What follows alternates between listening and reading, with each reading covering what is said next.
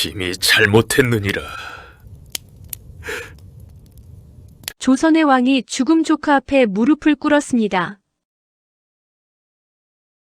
온몸을 뒤덮은 종기, 밤마다 찾아오는 원혼들, 연이어 죽어나간 자식들.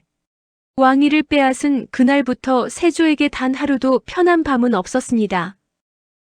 17의 죽임을 당한 단종. 그 저주는 15년 동안 멈추지 않았습니다. 탐욕의 끝은 어디였을까요? 반갑습니다. 대한의 야담입니다. 이야기 시작하기 전에 구독과 좋아요, 댓글 한 줄 부탁드립니다. 그럼 이야기 시작해보겠습니다. 조선 제7대 임금 세조, 제위 13년째 되던 해의 일이었습니다. 경복궁 침전 깊숙한 곳, 한밤중에 왕의 비명소리가 울려 퍼졌습니다. 내시들이 황급히 달려가 문을 열어보니 세조는 이불을 걷어차고 벽 모퉁이에 웅크린 채 온몸을 부들부들 떨고 있었습니다. 왕의 얼굴은 핏기 하나 없이 하얗게 질려 있었고 손톱으로 벽을 긁어낸 흔적이 고스란히 남아 있었습니다. 그런데 말입니다. 왕의 등과 팔, 다리를 뒤덮은 것은 단순한 땀이 아니었습니다. 온몸 구석구석에 퍼진 종기와 부스럼이 진물을 흘리고 있었습니다.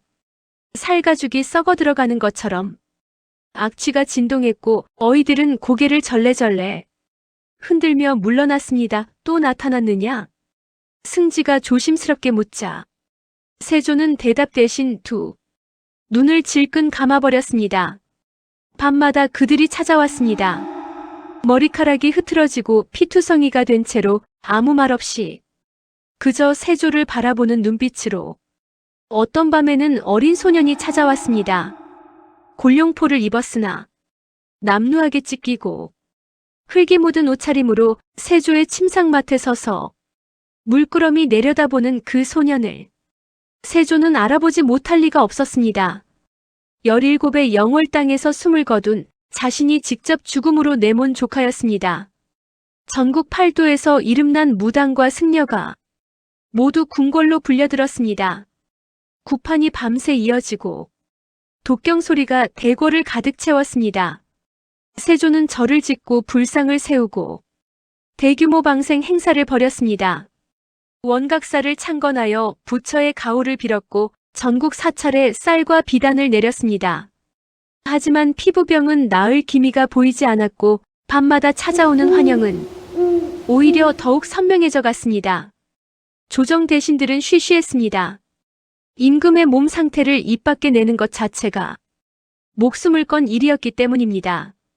그러나 궁녀와 내시들 사이에서 저작거리 백성들 사이에서 소문은 빠르게 퍼져나갔습니다. 단종 대왕의 저주가 시작되었다고. 그런데 말입니다. 이 모든 이야기를 제대로 이해하려면 12회 전으로 거슬러 올라가야 합니다. 1453년 가을 조선 조정을 피바람으로 뒤덮은 그 사건으로 역사는 이것을 계유정난이라 기록했지만 그 현장에 있었던 자들은 달리 불렀습니다. 왕위를 향한 피해 도박이라고. 수양대군 훗날 세조가 되는 그 인물은 원래 조선 최고의 문물을 겸비한 왕자로 명성이 높았습니다. 세종대왕의 둘째 아들로 태어나 학문과 무예 모두 출중했으며 명나라 사신들도 혀를 내두를 만큼 뛰어난 외교력을 자랑했습니다. 형 문종이 일찍 세상을 뜨고 12살의 어린 단종이 즉위하자 조정의 실권은 고명 대신 황보인과 김종서에게 넘어갔습니다. 바로 그 순간부터 수양대군의 눈빛이 달라졌습니다. 권력의 냄새를 맡은 자의 눈빛으로. 1453년 10월 10일 밤이었습니다. 수양대군은 지편전 학사 출신의 한 명의 권람등과 치밀하게 모의한 끝에 직접 무장한 채 좌의정 김종서의 집으로 찾아갔습니다. 대문 앞에서 마주한 김종서에게 수양대군은 직접 철퇴를 내리쳤습니다. 조선 최고의 무장이자 육진을 개척한 북방의 호랑이 김종서가 피를 흘리며 쓰러졌습니다. 그날 밤 황보인을 비롯한 수십 명의 대신들이 역적으로 몰려 처형되었습니다. 어린 단종은 아무것도 할 수 없었습니다. 이틀 뒤 수양대군은 영의정에 올랐고 조정의 모든 권력은 그의 손아귀에 들어왔습니다. 그로부터 2해 뒤 단종은 스스로 왕위를 내놓았습니다. 아니, 내놓을 수밖에 없었습니다. 전하, 신들이 죽더라도 역사는 반드시 이 자리를 기억할 것입니다. 1455년 유니월 경복궁 근정전이었습니다. 16살의 단종은 옥좌에서 일어나 천천히 계단을 내려왔습니다. 왕의 자리에 오른 지 불과 3년 만의 일이었습니다. 숙부 수양대군이 그 자리에 올라앉는 것을 바라보면서도 단종은 아무 말도 하지 않았습니다. 할 수 있는 말이 없었습니다. 아니, 말을 꺼내는 순간 목숨이 날아가는 것을 16소년도 이미 알고 있었습니다. 조선의 신하들은 입을 꾹 다물었습니다. 그러나 모두가 침묵한 것은 아니었습니다. 지편전에서 함께 학문을 닦았던 젊은 학사들, 성삼문과 박팽년, 하위지, 이계, 유성원, 유흥부. 이 6사람은 새 임금 세조의 부름을 받아 조정에 출사하면서도 가슴속 깊은 곳에 단 하나의 불씨를 간직하고 있었습니다. 반드시 단종을 복위시키겠다는 결심이었습니다. 그런데 말입니다. 이들이 선택한 방법은 무모하리만큼 대담한 것이었습니다. 1456년 6월 명나라 사신을 맞이하는 창덕궁 연회 자리에서 세조를 직접 제거하기로 모의한 것이었습니다. 벼룬검으로 연회장의 칼을 차고 입장할 수 있는 유흥부가 그 자리에서 세조를 베기로 했습니다. 성삼문의 아버지 성승도 함께였습니다. 단종 복위의 날은 코앞으로 다가온 듯 했습니다. 그러나 하늘은 이들의 편이 아니었습니다. 연회 당일 세조는 갑자기 벼룬검 제도를 폐지한다고 명령했습니다. 칼을 차고 연회장에 들어올 수 없게 된 것이었습니다. 거사는 그날 하루 연기되었고 이튿날 모의에 가담했던 김질이 장인 정창손의 설득에 못 이겨 세조에게 밀고하고 말았습니다. 순식간에 모든 것이 무너졌습니다. 성삼문이 먼저 잡혀 들어갔습니다. 세조는 직접 국문장에 나와 성삼문을 신문했습니다. 팔다리에 뜨겁게 달군 쇠를 지지는 낙형이 시작되었습니다. 살이 타는 냄새가 진동했고 비명소리가 궁궐을 가득 채웠지만 성삼문은 끝내 무릎을 꿇지 않았습니다. 나으리라 부르지 마십시오. 나으리는 단종 전하 한 분뿐이십니다. 세조의 얼굴이 굳어졌습니다. 직접 임금이라 불리기를 거부당한 것이었습니다. 세조는 이를 갈며 형벌을 더욱 가혹하게 하라 명령했습니다. 그러나 성삼문은 웃었습니다. 뜨거운 쇠가 살을 파고드는 그 순간에도 눈빛 하나 흔들리지 않고 웃었습니다. 박팽년도 마찬가지였습니다. 하위지는 국문장에서 세조를 향해 대놓고 호통을 쳤습니다. 이계는 형벌을 받으면서도 시를 읊었습니다. 유성원은 체포 소식을 듣자마자 스스로 목숨을 끊었습니다. 세조는 치를 떨었습니다. 능지처참이 집행되는 날 한양 저작거리에는 구름처럼 백성들이 모여들었습니다. 살아있는 몸을 6조각으로 찢는 형벌이었습니다. 세조는 이것으로도 분이 풀리지 않았는지 의들의 가족까지 모두 잡아들였습니다. 아버지, 형제, 아내, 자식까지. 성삼문의 어린 아들들은 관노비로 끌려갔습니다. 그런데 말입니다. 사육신이 죽은 뒤 조정에는 묘한 소문이 돌기 시작했습니다. 국문장에서 성삼문의 살을 지지던 쇠꼬챙이를 다루던 나장이 그날 밤 갑자기 피를 토하고 쓰러졌다는 것이었습니다. 능지처참을 집행하던 망나니가 사흘 뒤 까닭없이 발작을 일으키며 죽었다는 것이었습니다. 국문장 마당에 심어진 나무들이 그날 이후 하나씩 말라 죽어갔다는 것이었습니다. 세조는 이 소문들을 모두 입 밖에 내는 자는 당장 목을 치라 명령했습니다. 하지만 소문은 막을 수 없었습니다. 사육신이 처형된 그해 겨울 세조는 영월에 유배 중인 단종에게 사약을 내리기로 결심했습니다. 살아있는 한보기를 도모하는 무리가 끊이지 않을 것이라는 이유였습니다. 단종의 나이 17이었습니다. 금부도사 왕방연이 사약을 들고 영월로 향하는 날 한양 하늘에는 까닭없이 먹구름이 몰려들었습니다.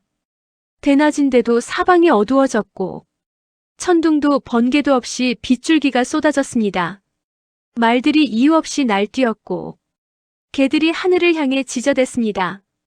노련한 금부도사 왕방연도 그날만큼은 손이 떨렸습니다. 내 이놈, 차라리 나를 죽여라. 나는 이 사약을 올릴 수 없다. 영월 청령포에 도착한 왕방연은 차마 발걸음을 옮기지 못했습니다. 강물이 삼면을 둘러싸고 절벽이 나머지 한 면을 막아선 청령포는 섬이나 다름없는 곳이었습니다. 배를 타지 않고는 드나들 수조차 없는 그 외딴 땅에 17소년, 임금이 홀로 갇혀 있었습니다. 수행하는 신하도 시중드는 내시도 제대로 없이 단종은 왕방연을 보자마자 모든 것을 알아챘습니다. 소녀는 도망치지 않았습니다. 울지도 않았습니다. 그저 단정하게 옷매무새를 고치고 반듯하게 앉아 왕방연을 바라보았습니다. 그 눈빛이 왕방연의 가슴을 후볐습니다. 임금을 바라보는 신하의 눈빛이 아니라 죄 없이 죽어가는 어린 생명을 바라보는 어른의 눈빛으로 왕방연은 그 자리에서 엎드려 오열했습니다. 한참을 울고 난 왕방연은 끝내 사약 그릇을 올리지 못했습니다. 그런데 말입니다. 역사는 단종의 죽음에 대해 두 가지 기록을 남겼습니다. 하나는 사약을 마시고 숨을 거뒀다는 것이고 다른 하나는 목에 활시위를 감아 스스로 목숨을 끊었다는 것이었습니다. 어느 쪽이 진실인지는 지금도 알 수 없습니다. 다만 분명한 것은 단 하나였습니다. 1457년 10월 24일 조선의 6번째 임금 단종이 17의 나이로 세상을 떠났다는 사실이었습니다. 그 순간 영월 하늘에 벼락이 내리쳤습니다. 맑은 하늘에서 난데없이 벼락이 떨어져 청령포 주변 나무들이 순식간에 불에 탔습니다. 강물이 붉게 물들었다는 목격담이 영월 고을에 퍼졌습니다. 새들이 일제히 땅으로 떨어졌고 물고기들이 강 위로 배를 드러냈습니다. 하늘도 울었습니다. 문제는 그 다음이었습니다. 세조는 단종의 시신을 거두는 자는 삼족을 멸하겠다는 어명을 내렸습니다.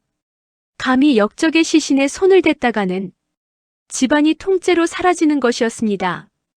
영월 고을 사람들은 모두 고개를 돌렸습니다. 단종의 시신은 청령포 강가에 그대로 버려졌습니다. 사흘이 지났습니다. 닷새가 지났습니다. 그때 영월 호장 어뭉도가 홀로 강가로 걸어갔습니다. 어뭉도의 아내가 남편이 소매자락을 붙잡고 울었습니다. 자식들이 매달렸습니다. 삼족이 멸해지면 이 집안의 씨가 마른다며 통곡했습니다. 그러나 어뭉도는 조용히 가족들을 물리치고 말했습니다. 옳은 일을 하다 죽는 그것을 어찌 두려워하겠느냐. 어뭉도는 단종의 시신을 정성껏 씻기고 수의를 입혔습니다. 관을 짜고 땅을 팠습니다. 제대로 된 상여도 없이 지게에 관을 지고 산을 올랐습니다. 영월동을 지선 기슭에 단종을 묻고 어뭉도는 무릎을 꿇어 절을 올렸습니다.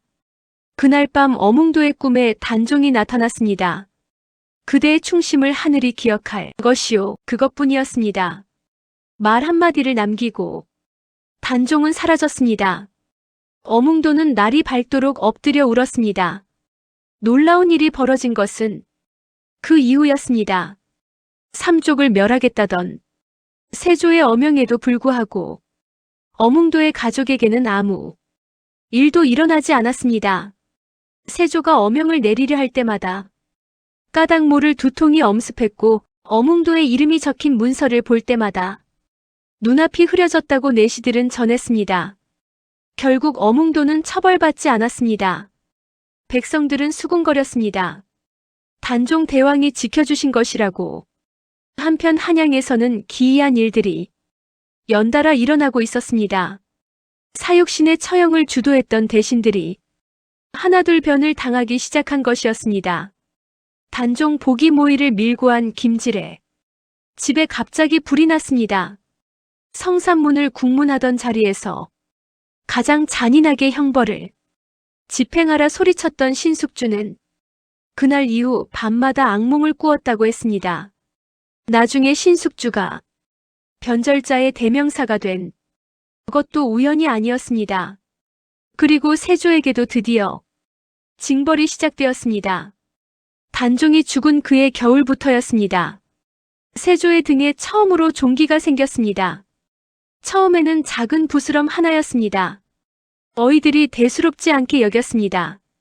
그러나 봄이 되어도 종기는 낫지 않았습니다.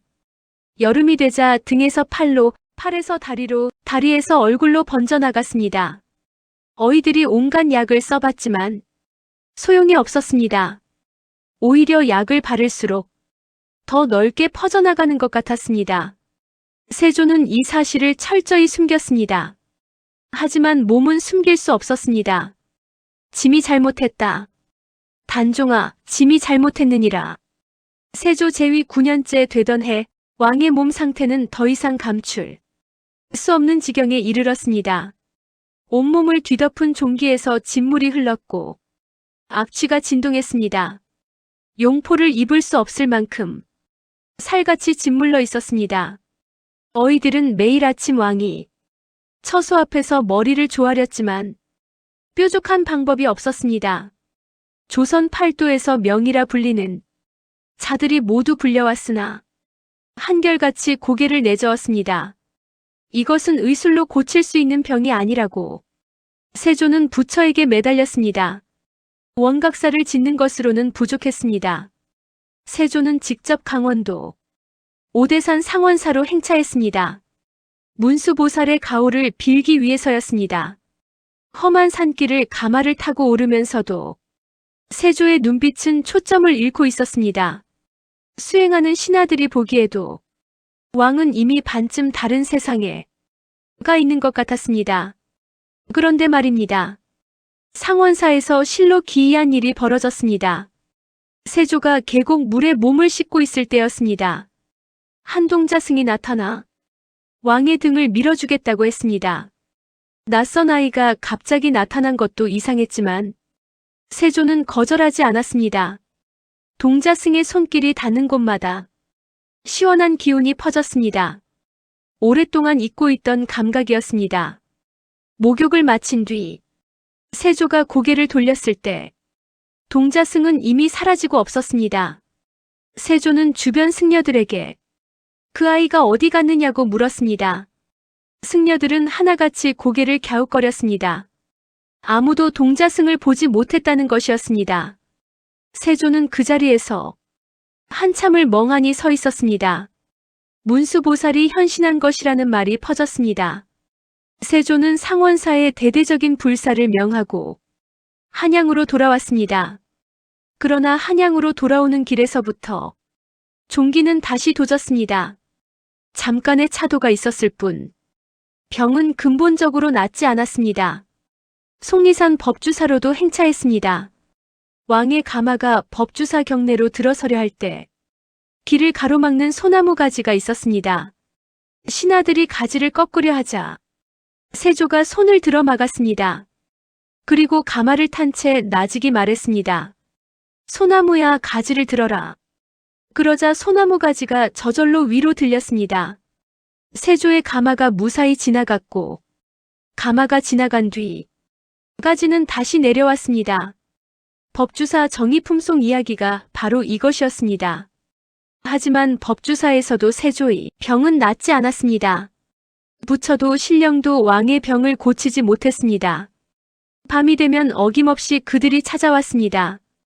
성산문이 왔습니다. 온몸에 낙형의 흔적을 그대로 지닌 채였습니다. 박팽년이 왔습니다. 능지처참으로 찢긴 몸을 이끌고 왔습니다. 김종서가 왔습니다. 철퇴에 맞은 머리에서 피를 흘리며 왔습니다. 그리고 마지막에는 항상 그 소년이 왔습니다. 단종이었습니다. 단종은 아무 말도 하지 않았습니다. 그저 세조를 바라볼 뿐이었습니다.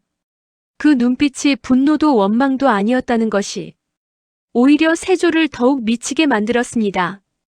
차라리 저주를 퍼붓거나 복수를 외쳤다면 덜 고통스러웠을 것입니다. 단종의 눈빛에는 그저 슬픔만이 가득했습니다. 세조는 밤마다 비명을 질렀습니다. 재위 10년이 되던 해에는 세조의 두 아들이 연이어 세상을 떠났습니다. 의경세자가 20살이 나이로 갑자기 죽었습니다. 건강하던 왕자가 까닭없이 쓰러져 다시 일어나지 못했습니다. 세조는 통곡했습니다. 그러나 하늘은 거기서 멈추지 않았습니다. 이듬해 또 다른 왕자가 병으로 세상을 떠났습니다. 세조는 빈 의자를 바라보며 오랫동안 말이 없었습니다. 그 무렵 세조의 며느리 인수대비가 남긴 기록에는 이런 내용이 있었습니다. 세조가 밥상을 받아도 수저를 들지 못하는 날이 많았다고. 음식을 보면 누군가의 얼굴이 떠올라 입맛이 사라진다고 중얼거렸다고. 밤새 침전에서 혼자 무언가와 이야기하는 소리가 들렸다고. 신하들은 감히 묻지 못했습니다. 누구와 이야기하는 것인지를. 대신들 사이에서는 또 다른 소문이 돌았습니다. 세조가 밤마다 단종의 위패를 향해 절을 올린다는 것이었습니다. 아무도 없는 깊은 밤에 혼자 촛불을 켜고 엎드려 이마를 조아린다는 것이었습니다. 천하를 손에 넣은 왕이 죽은 조카의 영혼 앞에서 무릎을 꿇는 것이었습니다. 탐욕으로 얻은 왕좌가 그에게 가져다 준 것은 권력이 아니었습니다. 평생 지워지지 않는 피의 기억이었습니다. 재위 13년 세조의 몸은 이제 일어서는 것조차 힘겨운 지경이 되었습니다. 신하들 앞에서도 병색을 숨기지 못했습니다. 얼굴은 누렇게 떴고 눈빛은 흐릿했으며 목소리에는 힘이 없었습니다. 환갑도 되지 않은 나이였지만 이미 늙고 병든 노인의 모습이었습니다. 어느 날 밤 세조는 승지를 불렀습니다. 그리고 떨리는 손으로 붓을 들어 무언가를 적기 시작했습니다. 승지는 그 내용을 끝내 기록하지 않았습니다. 다만 세조가 붓을 내려놓은 뒤 한참 동안 창밖의 어둠을 바라보다가 나직이 중얼거렸다는 것만 전했습니다. 짐이 잘못했느니라. 단종아, 이 삼촌을 용서하거라. 세조 재위 14년 1468년 가을이었습니다. 왕의 몸은 이미 회복할 수 없는 지경을 넘어서 있었습니다. 너희들은 더 이상 약재를 올리지 않았습니다. 올릴 수 있는 약이 없었습니다. 세조의 피부는 성한 곳이 없었고 음식을 넘기는 것조차 힘겨웠습니다. 52살이었습니다. 조선의 왕들 중에서도 유독 이른 나이였습니다. 임종이 가까워진 것을 안 세조는 세자를 불렀습니다. 훗날 예종이 될 해양대군이 아버지의 손을 잡고 무릎을 꿇었습니다. 세조는 한참 동안 아들의 얼굴을 바라보았습니다. 그 눈빛 속에 무엇이 담겨 있었는지 곁에 있던 내시는 평생 잊지 못했다고 했습니다. 후회와 공포와 체념이 한꺼번에 뒤섞인 눈빛이었다고. 세조가 세자에게 남긴 유언은 짧았습니다. 함부로 사람을 죽이지 마라. 그것뿐이었습니다. 평생 수많은 사람을 죽음으로 내몬 왕이 마지막으로 남긴 말이 그것이었습니다. 세자는 무슨 뜻인지 알 수 없어 고개를 들었지만 세조는 이미 눈을 감아버렸습니다. 그날 밤이었습니다. 침전을 지키던 내시들의 증언에 따르면 세조는 임종 직전까지 잠들지 못했습니다. 눈을 감으면 무언가가 보이는 듯 번번이 눈을 떴습니다. 입술이 달싹거렸지만 소리는 나지 않았습니다. 새벽녘이 되어서야 세조의 몸에서 힘이 빠져나갔습니다. 마지막 순간 세조의 입에서 흘러나온 말을 가장 가까이 있던 내시가 들었습니다. 단종아 하는 말이었습니다. 그 다음은 들을 수 없었습니다. 1468년 9월 8일 세조가 세상을 떠났습니다. 조선의 7번째 임금으로 재위한 지 14년 만이었습니다. 계유정난으로 첫 피를 흘린 날부터 꼭 15년이 지나 있었습니다. 그런데 말입니다. 세조가 죽고 난 뒤에도 이야기는 끝나지 않았습니다. 세조의 뒤를 이은 예종은 재위 1년 만에 세상을 떠났습니다. 20살이었습니다. 예종의 뒤를 이은 성종은 비교적 오래 재위했지만 그의 아들 연산군은 조선 역사상 가장 포악한 폭군으로 기록되었습니다. 세조의 혈통으로 이어지는 왕들의 치세에는 크고 작은 비극이 끊이지 않았습니다. 백성들은 수군거렸습니다. 단종 대왕의 한이 아직 풀리지 않은 것이라고. 그 한이 풀린 것은 세조가 죽고 무려 241년이 지난 뒤의 일이었습니다. 1698년 조선 제19대 임금 숙종이 마침내 단종을 왕으로 복위시키는 교지를 내렸습니다. 단종의 묘호를 올리고 종묘에 신의를 모셨습니다. 영월에 버려졌던 무덤은 장릉으로 격상되었습니다. 목숨을 걸고 단종의 시신을 거두었던 어몽도에게는 공신의 칭호가 내려졌습니다. 241년 만의 복권이었습니다. 장릉에는 지금도 이상한 일이 전해집니다. 단종의 무덤 주변에는 잡초가 자라지 않는다는 것이었습니다. 다른 왕릉과 달리 관리를 하지 않아도 무덤 주변이 언제나 깨끗하게 유지된다는 것이었습니다. 영월 고을 사람들은 단종 대왕이 직접 무덤을 돌보는 것이라고 했습니다. 또 한 가지 기이한 사실이 있었습니다. 단종의 무덤 장릉 주변에는 소나무들이 모두 무덤을 향해 고개를 숙이고 자란다는 것이었습니다. 마치 신하들이 임금에게 절을 올리듯이 수백 년이 지나도 그 자세가 변하지 않는다는 것이었습니다. 영월을 찾는 사람들은 지금도 그 소나무들을 보며 말합니다. 죽어서도 충신들이 임금을 모시고 있는 것이라고. 세조는 왕위를 얻었습니다. 하지만 그 대가로 평생의 잠을 잃었습니다. 건강을 잃었습니다. 사랑하는 자식들을 잃었습니다. 그리고 마지막에는 조카의 이름을 부르며 눈을 감았습니다. 천하를 손에 넣은 자의 말로가 그러했습니다. 반면 목숨을 걸고 의를 지킨 성산모는 능지처참을 당했습니다. 어몽도는 삼족이 멸해질 위험을 무릅쓰고 시신을 거두었습니다. 의들은 살아서 아무것도 얻지 못했습니다. 그러나 죽어서 수백 년이 지나도록 사람들의 입에 오르내리며 존경을 받았습니다. 역사는 언제나 기억합니다. 탐욕으로 얻은 것은 탐욕으로 사라지고 의로움으로 지킨 것은 세월이 흘러도 빛이 바래지 않는다는 것을. 세조의 화려한 왕릉 앞에서 참배객들의 발걸음은 늘 빠르게 지나칩니다. 그러나 영월 장릉 앞에서는 누구나 멈춰 섭니다. 고개를 숙이고 오래도록 서 있습니다. 말 한마디 없이 그저 그 자리에 서 있는 것만으로도 무언가가 전해지는 듯합니다.